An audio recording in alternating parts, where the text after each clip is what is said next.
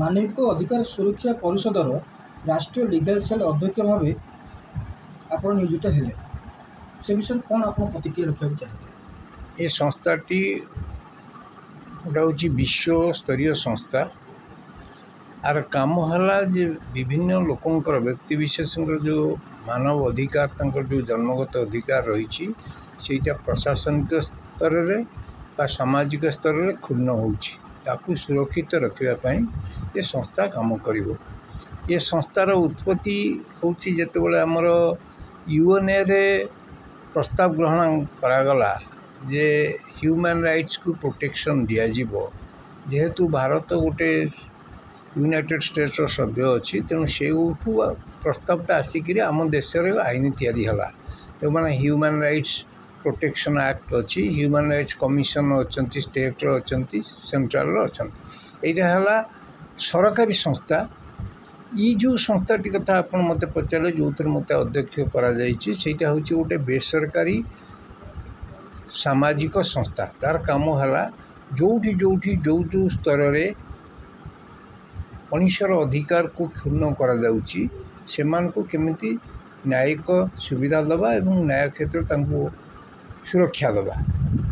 ଆପଣ ଯଦି ଉଦାହରଣ ସ୍ୱରୂପ ନେବେ, ତାହେଲେ ଦୁଇଟା କଥା ଆମ ଆଗରେ ଅଛି ଯେ ଗୋଟେ ମାନବ ଅଧିକାର କଥା କୁହାହେଉଛି, ଆଉ ଗୋଟେ କହୁଛି ଯେ ଆମର ଫଣ୍ଡାମେଣ୍ଟାଲ ରାଇଟ୍ସ ବା ମୌଳିକ ଅଧିକାର କୁହାଯାଉଛି। ଏ ଦୁଇଟାଙ୍କ ଭିତରେ ତଫାତ୍ କ'ଣ ଅଛି ନା, ମୌଳିକ ଅଧିକାରଟା ସାମ୍ବିଧାନିକ ବ୍ୟବସ୍ଥା ଭିତରେ ରହିଛି।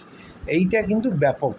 ମୌଳିକ ଅଧିକାର ସେଇଠି ଆରମ୍ଭ ହେଉଛି ଯେଉଁଠି ତା'ର ବ୍ୟକ୍ତିବିଶେଷ ଜଣେ ଦେଶର ନାଗରିକ, ତା'ର ଯେତେବେଳେ ଯେଉଁ ଅଧିକାର ସେ ସାବ୍ୟସ୍ତ କରିବା କଥା କ୍ଷୁଣ୍ଣ ହେଉଛି। ମାନବ ଅଧିକାର କଥାକୁ ଯଦି ଆମେ ବିଚାର କରିବା, ଏଇଟା ହେଉଛି ତା'ର ଜନ୍ମଗତ ଅଧିକାର, ବାର୍ଥ ରାଇଟ୍। ଜନ୍ମଠାରୁ ମରିବା ପର୍ଯ୍ୟନ୍ତ ସେ ମଣିଷ ଭଳିଆ ଜନ୍ମ ହୋଇଛି, ମଣିଷ ଭଳିଆ ଜୀବନଯାପନ କରିବ ଏବଂ ମଣିଷ ଭଳିଆ ମରିବ। ତା ଭିତରେ ଯେଉଁ ଅଧିକାରୀମାନେ ତାକୁ କ୍ଷୁଣ୍ଣ କରିବାକୁ ଚେଷ୍ଟା କରିବେ, ସେ ଏ ସଂସ୍ଥା ତା ବିଷୟରେ କାର୍ଯ୍ୟାନୁଷ୍ଠାନ ଗ୍ରହଣ କରିବ। ସଚେତନତା ଅଭାବରୁ ଆମ ଭିତରେ ସଚେତନତା ନାହିଁ, ତେଣୁ ଆମେ ସେ ଅଧିକାର ବିଷୟରେ ଜାଣିପାରୁନା।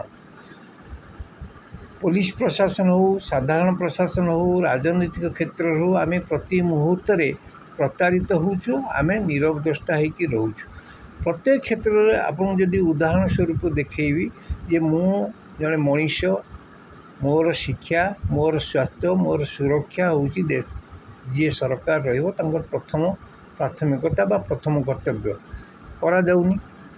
ସ୍ୱାସ୍ଥ୍ୟଟା କେବଳ ଖାଲି ମୋର ରୋଗ ହେଲା ସେଥିପାଇଁ ନୁହଁ, ମୁଁ ଗୋଟେ ସ୍ୱାସ୍ଥ୍ୟ ପରିବେଶ ଭିତରେ ରହିବି, ସେଇଟା ମଧ୍ୟ ରାଷ୍ଟ୍ର ଯେଉଁମାନେ ଅଛନ୍ତି ନିୟନ୍ତ୍ରଣ ରାଷ୍ଟ୍ରକୁ କରୁଛନ୍ତି ସେମାନଙ୍କର କର୍ତ୍ତବ୍ୟ। ଏଠି ଯଦି ତା'ର ଅବହେଳା କରାଗଲା, ତାହେଲେ ହ୍ୟୁମାନ୍ ରାଇଟ୍ସଟା ଭାଉଲେସନ୍ କରାଗଲା। ମୁଁ ରାସ୍ତାରେ ଯିବି, ରାସ୍ତା ଯଦି ଠିକ୍ ରକମ ନ ରହିବ, ରାସ୍ତା ଯଦି ଠିକ୍ ତିଆରି ନ ହେବ, ତାହେଲେ ମୋ ଅଧିକାରକୁ ମଧ୍ୟ କ୍ଷୁଣ୍ଣ କରାଯାଉଛି। ତେଣୁ ଆର ସର୍ବମୋଟ କଥା କହିବାକୁ ଗଲେ, ସମାଜରେ ମୁଁ ଗୋଟେ ସୁସ୍ଥ, ସରଳ ଏବଂ ସୁନ୍ଦର ଜୀବନଯାପନ କରିବାର ଅଧିକାର ମୋର ରହିଛି। ଯେଉଁମାନେ ଅଧିକାରୀ ୟାକୁ କ୍ଷୁଣ୍ଣ କରିବେ, ସେମାନଙ୍କ ବିରୁଦ୍ଧରେ କାର୍ଯ୍ୟାନୁଷ୍ଠାନ ଗ୍ରହଣ କରାଯାଇପାରିବ।